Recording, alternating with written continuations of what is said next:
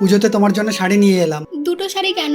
আরে একটা শাড়ি পুজোতে পরে ঘুরবে আর এই শাড়িটা পরে অঞ্জলি দেবে। আরে কি হলো, কি করছো এটা? তোমার তো জুতোটা ছিঁড়ে গেছে, এখান থেকে একটা শাড়ি ফিরিয়ে দিয়ে আসো, আর তোমার জন্য একজোড়া জুতো আর একটা ড্রেস নিয়ে আসো। আরে না না, আমার ওসব কিছু লাগবে না। আগের বছরের পুরনো জামা আছে না, ওটা ধুয়ে দিলেই নতুন হয়ে যাবে। আরে বললাম তো ফিরিয়ে দিয়ে আসতে। কিন্তু কোনো কিন্তু না, অষ্টমীর পুজোতে নতুন শাড়ি পরতে হবে এমন কোনো ব্যাপার না। নিজেদের সামর্থ্য অনুযায়ী যা পারবো তাই পরবো। দেখো না এই শাড়িটা কত সুন্দর, অনলাইনে দেখলাম, অষ্টমীতে পরবো, অর্ডার দিয়ে দিই। অষ্টমীর জন্য তো কালকে শাড়ি নিলে তুমি। কিন্তু ওটার থেকে এটা বেটার। এই শাড়িটা পরে অঞ্জলি দিয়ে আসবো, তারপর আরেকটা শাড়ি পরে মণ্ডপে ঘুরবো, আর রাতে একটা অন্য শাড়ি পরবো।